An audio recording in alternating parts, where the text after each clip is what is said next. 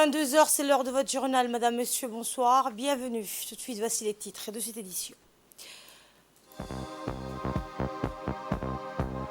Un atelier de formation sur le programme d'action pour combler les lacunes de la santé mentale a été organisé conjointement par le ministère de la Santé et l'OMS. Le ministère palestinien de la Santé à Gaza a annoncé hier que le bilan de l'agression israélienne sur la bande de Gaza s'alourdissait. Mais avant de développer ces nouvelles, la République de Djibouti exprime sa reconnaissance envers la résolution du Conseil de sécurité des Nations Unies visant à acheminer une aide humanitaire à la bande de Gaza. Toutefois, elle souligne que cette résolution, bien qu'importante pour atténuer la catastrophe humanitaire présente sous occupation, demeure insuffisante en raison de l'absence des exigences d'un cessez-le-feu immédiat et de la cessation de l'effusion de sang à Gaza.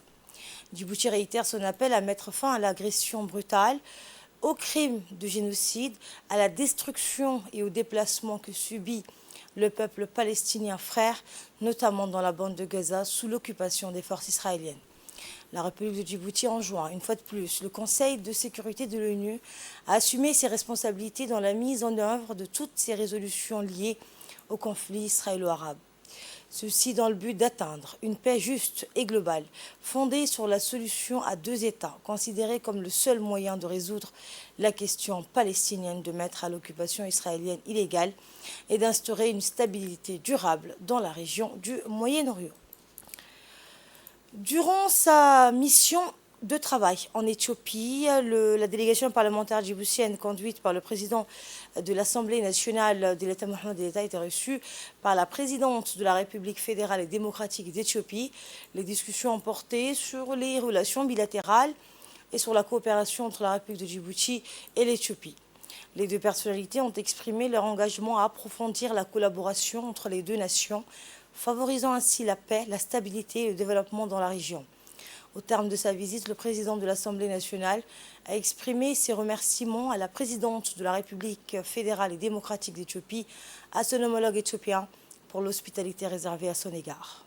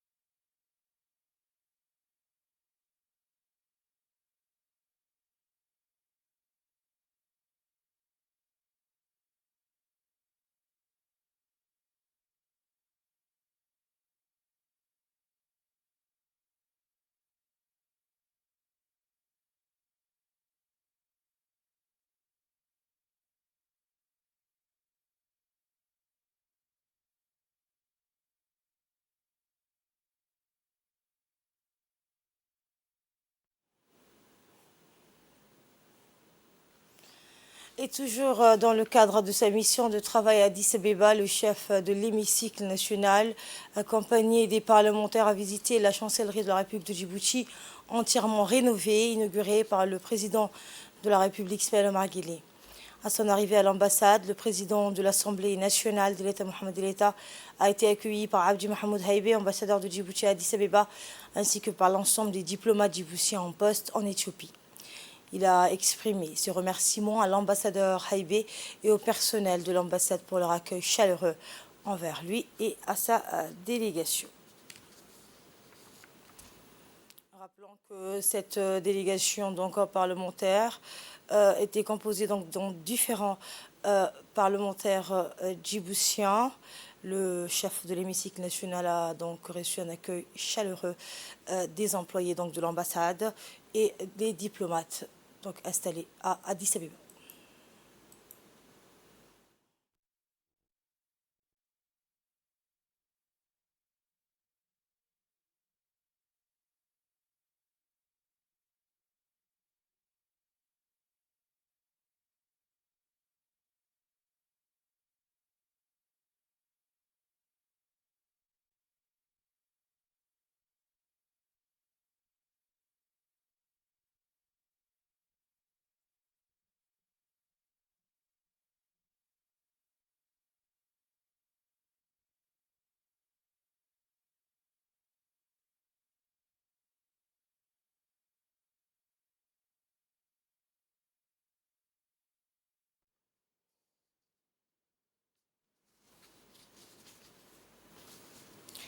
En bref et en image, la commission des finances, de l'économie générale et du plan s'est réunie aujourd'hui dans le but d'analyser le projet de loi de finances portant budget initial de l'État pour l'exercice 2024. Cette réunion présidée par le député Sharmak Moussare donc a vu la participation du ministre du Budget, Ismaël Ibrahim Roble, accompagné de ses proches collaborateurs. Suite à des discussions fructueuses, la Commission des finances, de l'économie générale et du plan entend poursuivre demain ses auditions avec les différents départements ministériels et se concentreront sur une analyse des recettes et des dépenses de l'État pour l'année 2024.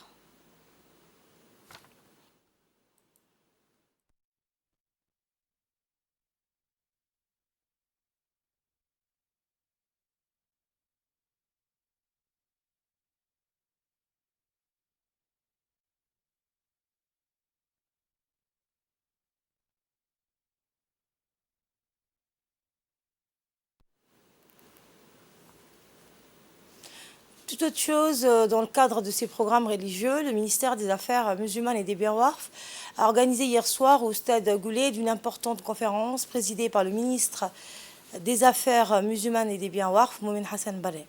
Cette conférence religieuse a été animée par les éminents frères Abou Bakr et Omar Mohamed, deux personnalités de renom dans le domaine de la motivation basée sur les valeurs islamiques.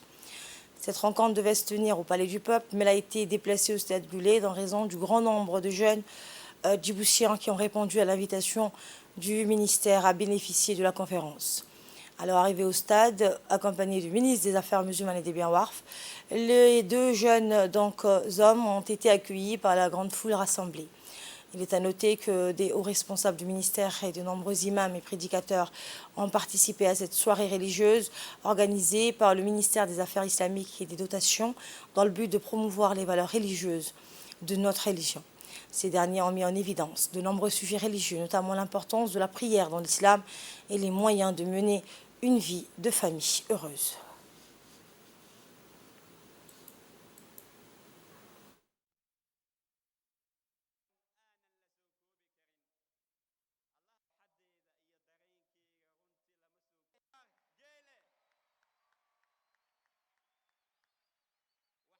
Le ministre des Affaires musulmanes et des Biens Waqf, Moumin Hassan Barre, a prononcé un discours au début de cette conférence religieuse, souhaitant la bienvenue aux deux jeunes frères, Abou Bakr al-Saddir et Omar al-Farouk.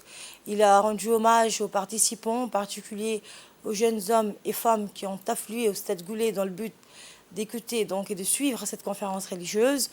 Le ministre a souligné l'importance tangible de cette rencontre qui s'inscrit dans le cadre des programmes religieux tenus de temps à autre par son département ministériel, appelant les participants à profiter au maximum de cette rencontre. Dans l'actualité également, le ministre du Commerce et du Tourisme, Mohamed Warsam Mederiye, a reçu ce matin dans ses bureaux le directeur général de l'Institut turc de l'art, de la culture et de l'histoire islamique, le professeur Mahmoud Erol Kilik. Cette rencontre revêt une signification particulière pour notre pays. En étant membre de l'OCI, Djibouti est aussi membre de l'IRSICA, qui est une organisation intergouvernementale qui œuvre pour mettre en exergue les cultures, l'histoire de la pensée, les arts et le patrimoine culturel du monde islamique. Cette visite souligne l'importance accordée par les deux pays au renforcement des liens économiques, culturels et touristiques entre nos deux nations. La dimension musulmane partagée entre les nations impliquées renforce cette coopération, ouvrant des perspectives prometteuses pour le commerce et le tourisme mutuel. Cette rencontre a ainsi jeté les bases d'une collaboration fructueuse, reflétant l'engagement commun en faveur du développement et de l'épanouissement des relations bilatérales. Et il a été proposé que Djibouti puisse être la capitale touristique du monde islamique entre les 57 pays membres de l'IRICA prochainement en 2025.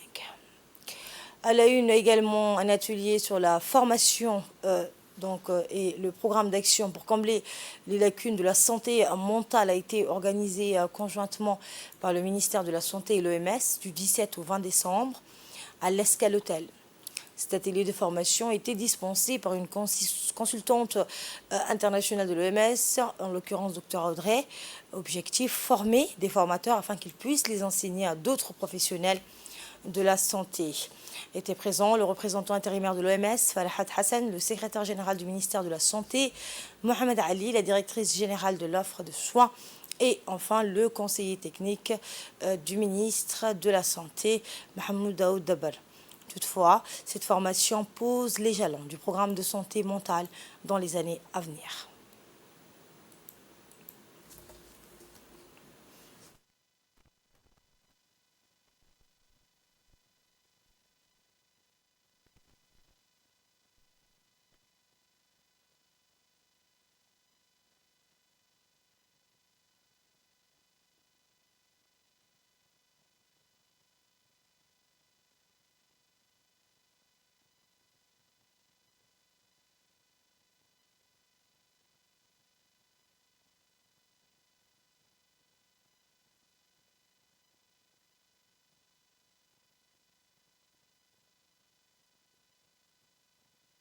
L'objectif de la formation cette semaine, c'était de s'assurer que les gens qui sont ici apprennent à devenir formateurs, et non seulement formateurs, mais aussi superviseurs éventuellement de gens qui vont développer des compétences de base en santé mentale.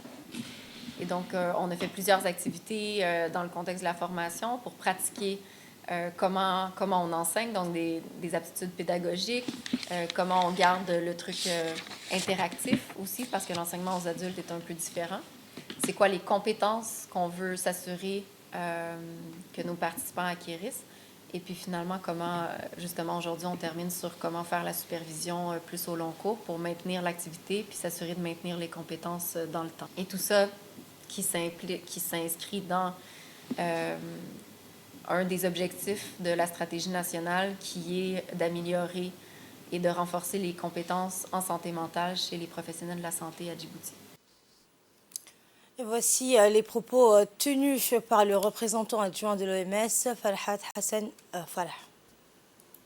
La parole en tant que représentant de l'Organisation mondiale de la santé. Cette formation a été une étape cruciale dans notre engagement commun envers la santé mentale. En dotant des formateurs de compétences spécialisées, nous renforçons la capacité de nos systèmes de santé à répondre aux besoins mentaux de nos communautés. La santé mentale est un pilier essentiel du bien-être global et cette initiative contribuera de manière significative à la réduction de la charge des troubles mentaux. Je tiens à saluer chacun d'entre vous, formateurs dévoués, pour votre participation active et votre engagement envers l'amélioration des services de santé mentale. Vous jouez un rôle clé dans la diffusion des connaissances acquises au sein de vos communautés respectives, créant ainsi un impact positif et durable. Le MHGAP offre des outils pratiques et des lignes directrices essentielles pour une intervention précoce et efficace. Cependant, sa mise en œuvre réussie de votre engagement continu, je vous encourage à partager donc vos connaissances nouvellement acquises, à inspirer d'autres acteurs de la santé mentale et à contribuer à un changement tangible dans nos sociétés. En conclusion, je souhaite exprimer ma gratitude envers chacun d'entre vous pour votre détermination à faire progresser la santé mentale. Ensemble, nous pouvons surmonter les stigmates, renforcer la résilience communautaire et créer des environnements plus favorables à la santé mentale. Je tiens également à remercier vivement le ministère de la Santé pour leur leadership, parce que la santé mentale a longtemps été le parent pauvre et depuis ces 2 dernières années, avec le leadership du ministre de la Santé, c'est devenu une priorité nationale. Écoutons à présent l'intervention du secrétaire général du ministère de la Santé, M. Mohamed Ali. Très heureux d'être parmi vous pour clôturer cette séance de formation.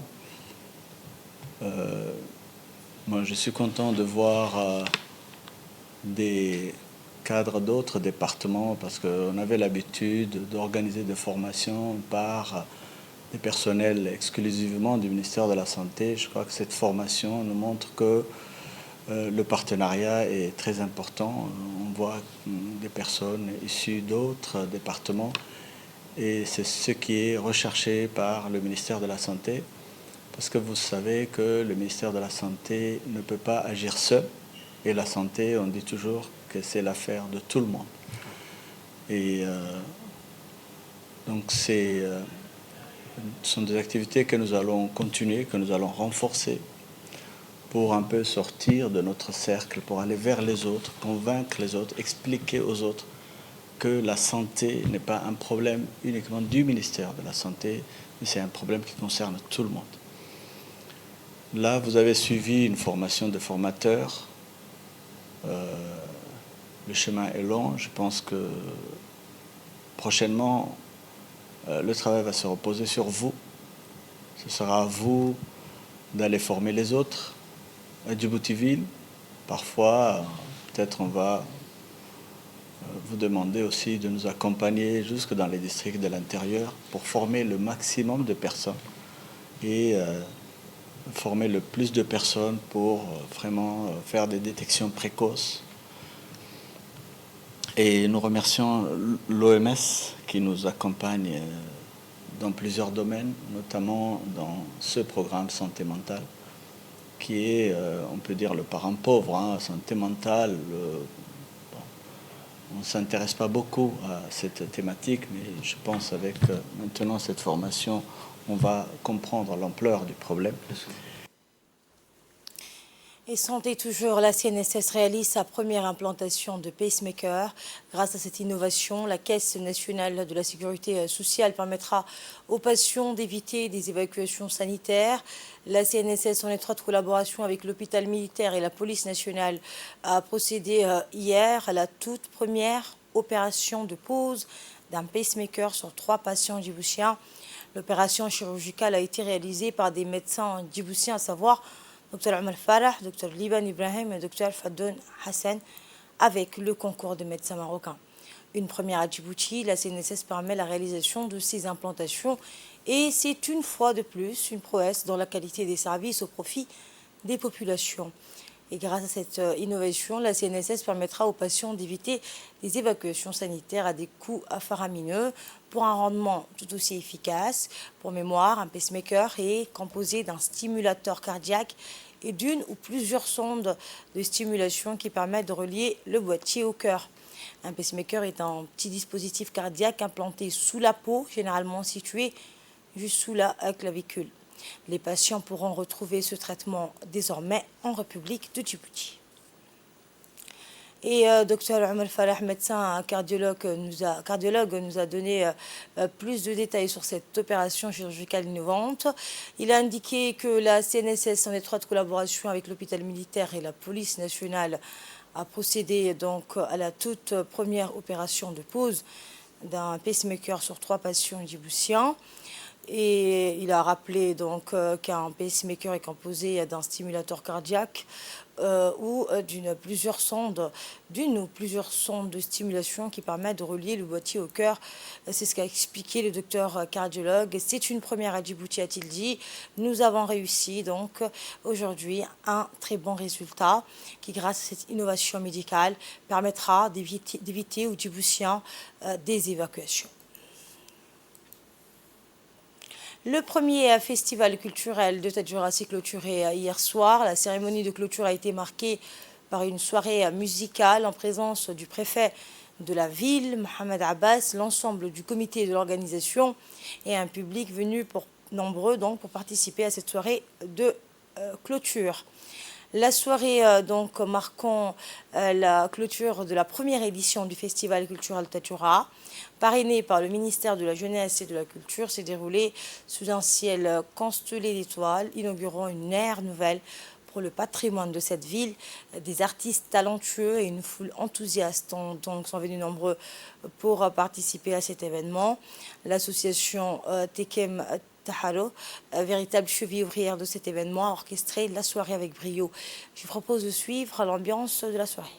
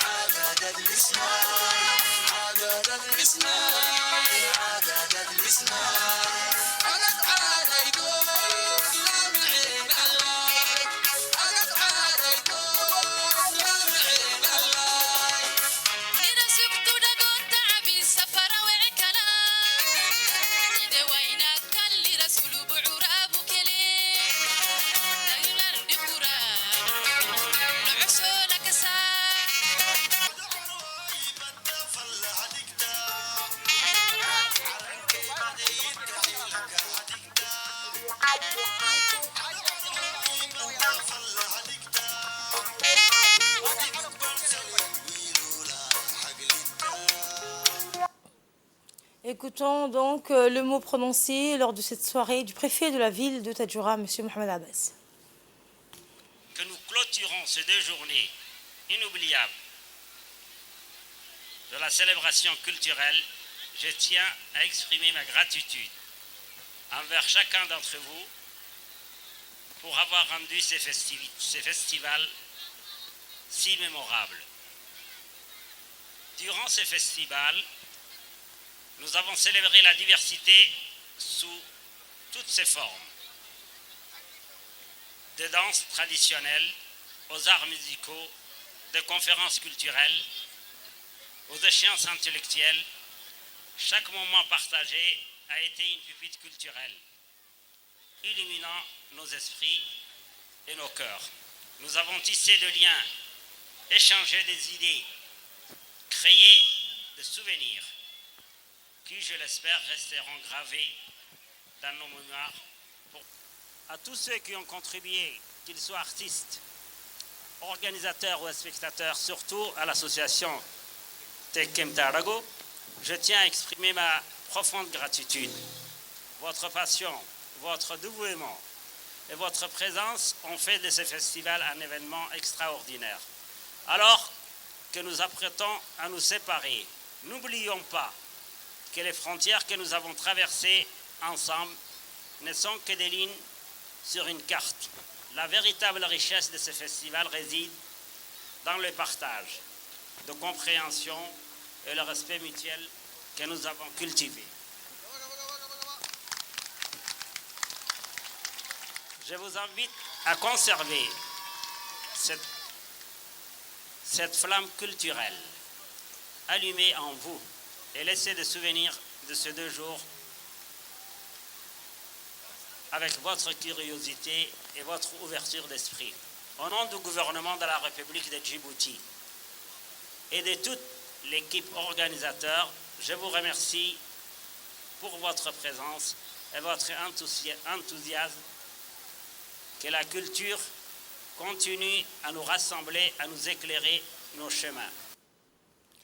Social à présent, hier, la Fondation Diwan El Zakat a procédé à Dikil à la distribution du parrainage de l'année 2023. Parrainer un orphelin demeure sans aucun doute un geste noble et crucial pour affermir ce lien de solidarité qui nous unit tous. Mieux encore, le parrainage constitue pour l'islam un investissement bénéfique en vue d'une récompense meilleure dans l'au-delà. Chaque année donc, à pareille date, la Fondation Diwan El Zakat procède à la distribution de la collecte du parrainage. C'est dans ce sens qu'hier, la Fondation Diwan El Zakat a tenu au Conseil régional de Dikil une cérémonie de distribution de la seconde tranche de la collecte du parrainage des orphelins de l'année écoulée. Cette cérémonie s'est déroulée en présence du directeur adjoint de la Fondation, d'un certain nombre de bienfaiteurs, ainsi que les orphelins accompagnés des membres de leur famille. Cette journée de parrainage a permis à quelques 83 orphelins qui ont bénéficié de ces cotisations. Il est à noter que les opérations de distribution se poursuivront dans les régions du nord du pays. Le Sheraton Hotel, en partenariat avec la Fédération djiboutienne de cyclisme et le secrétariat d'État chargé des sports, a organisé hier la 2e édition du 40 km du Sheraton Djibouti. Les conditions météorologiques étaient parfaites, avec un temps ensoleillé et un vent faible pour ce parcours composé de quelques kilomètres en ligne et des déviations. Les cyclistes de la garde républicaine et de la garde côte se sont distingués à tous les niveaux, célébrant ainsi leur engagement continu dans la promotion du cyclisme à Djibouti. Dans la catégorie senior, le Français Frérot Florent a pris la première place, suivi par Abder Khair Ousmane et Abdi Mohamed Hussein. Pour les juniors, Hussein Mustafa Abdillahi a remporté la course avec Moussa Abdi et Ahmed Hassan complétant le podium. Cette journée sportive, les 40 km de Sheraton Djibouti Hotel, a été l'occasion pour le secrétariat d'État chargé des sports et la Fédération djiboutienne de cyclisme de souligner les bienfaits du vélo et du cyclisme, à la fois comme sport ludique, professionnel, bénéfique pour la santé et la forme physique, mais aussi comme rempart contre la délinquance juvénile et l'oisiveté des jeunes, prévenant ainsi d'autres pratiques et addictions néfastes. À court terme, l'objectif est de favoriser l'émergence de talents nationaux en vue de la participation aux JO de 2024, mettant en lumière le pays à travers les compétences de ces jeunes sportifs.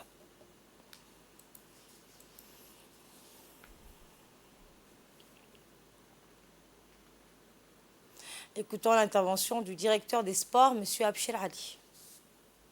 Hotel est une course à vélo organisée et sponsorisée par Sheraton Djibouti Hotel et en collaboration avec le secrétariat d'État chargé des sports et également de la Fédération djiboutienne de cyclisme.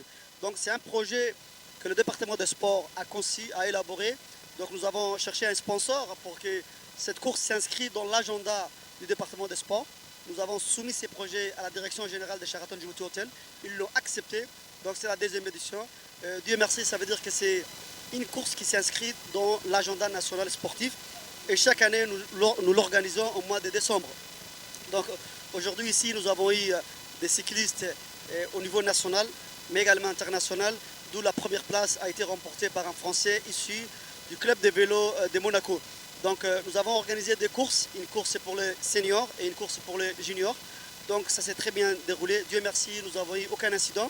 Également, je félicite et je précise qu'il y a eu la participation des jeunes depuis la région d'Ali Sébié à travers l'association des cyclistes des régions sud. Et nous avons également observé une amélioration par rapport à la performance de l'année dernière. Ça veut dire que les jeunes cyclistes se sont entraînés durant 3 mois. J'ai appris que les cyclistes de la GR s'entraînaient depuis 3 mois pour préparer cette course très importante. Donc c'est la première course au niveau des courses de cyclisme ici en République de Djibouti. Nous avons de bonnes perspectives. Nous voulons inscrire les meilleurs, tout d'abord dans les Jeux africains qui vont se dérouler en mars 2024 à Accra, mais également dans le championnat d'Afrique de cyclisme qui vont se dérouler à Kigali, en Rwanda.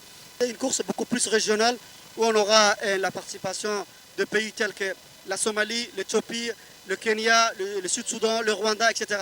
Donc nous voulons que cette course, chaque année, prenne une autre dimension afin qu'elle soit inscrite dans l'agenda de l'Union internationale de cyclisme.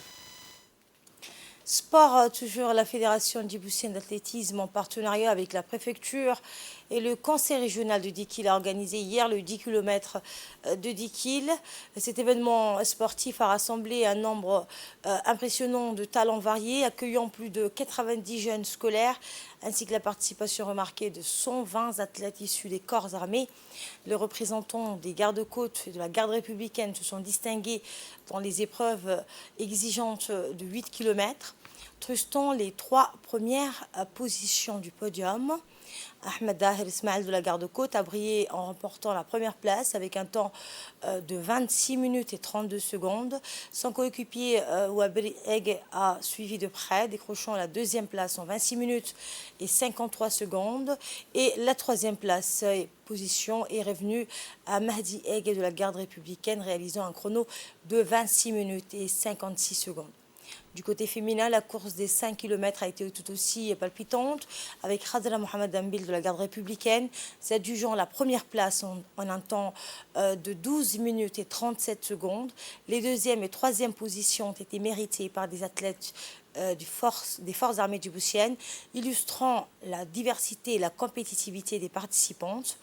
Cet événement a été également l'occasion de découvertes prometteuses avec la détection de 2 talents émergents dépassant les attentes lors de cette compétition. La Fédération djiboutienne d'athlétisme s'engage à soutenir ces jeunes dans leur parcours, les accompagnant dans leur quête de performance et d'excellence sportive.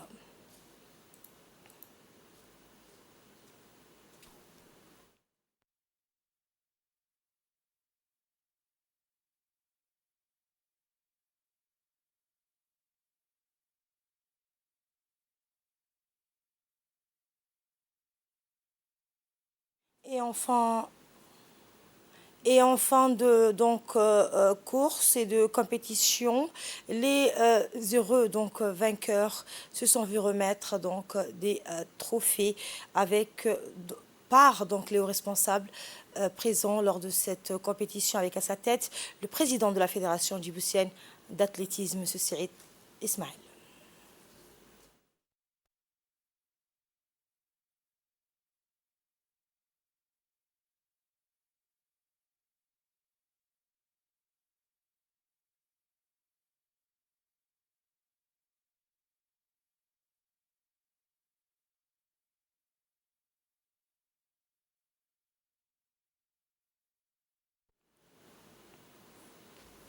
Je vous le disais en titre, le ministère palestinien de la Santé à Gaza a annoncé hier que le bilan de l'agression israélienne sur la bande de Gaza s'élevait à 20 258 morts et 53 688 blessés depuis le 7 octobre dernier. Depuis, l'armée israélienne mène une guerre dévastatrice contre Gaza, des destructions massives d'infrastructures et une catastrophe humanitaire sans précédent, selon des sources palestiniennes et onusiennes. Et c'est ainsi que prend fin cette édition de la rédaction. Merci de l'avoir suivi. Le programme continue sur Télé Djibouti.